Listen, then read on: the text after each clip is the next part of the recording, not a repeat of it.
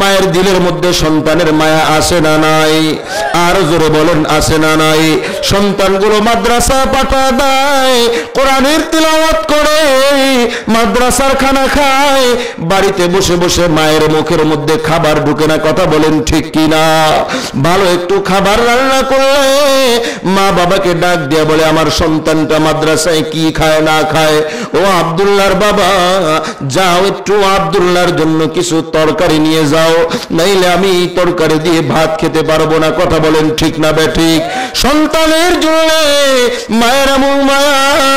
বাড়িতে যদি আঙ্গুর আনা হয়, সবগুলো আঙ্গুর সবাইকে ভাগ করে দেওয়ার পর মায়ের ভাগে কয়েকটা আঙ্গুর যখন থেকে যায়, সন্তান, আমি আমার মাকে নিজে দেখেছি, মা কেমন মোহাব্বত সন্তানের প্রতি। আঙ্গুরগুলো, নিজের আঙ্গুরগুলো সবগুলো খেয়ে শেষ করে ফেললাম, মা আঙ্গুরগুলোকে খায় না।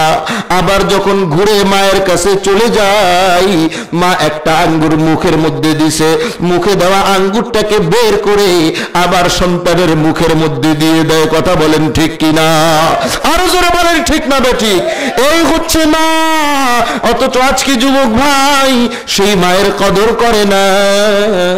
আজকে আমার যুবক ভাইয়েরা সুন্দরী বউ পাইয়া মা গ্রামের মধ্যে ভালো একটা শীতের দিনে ঘুমানোর কম্বল পায় না, অথচ সে শহরের মধ্যে দামি দামি বিদেশি কম্বল কিনে ঘুমায়। আসে না নাই?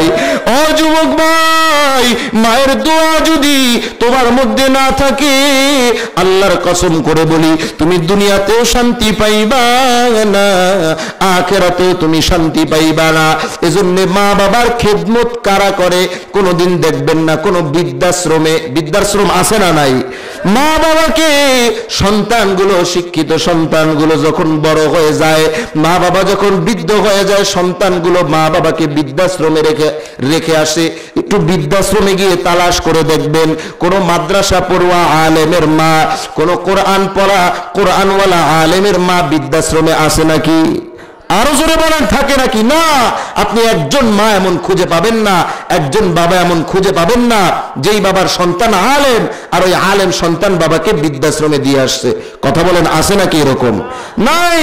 এজন্য সন্তানগুলোকে কোরআনের শিক্ষা দেওয়ার প্রয়োজন।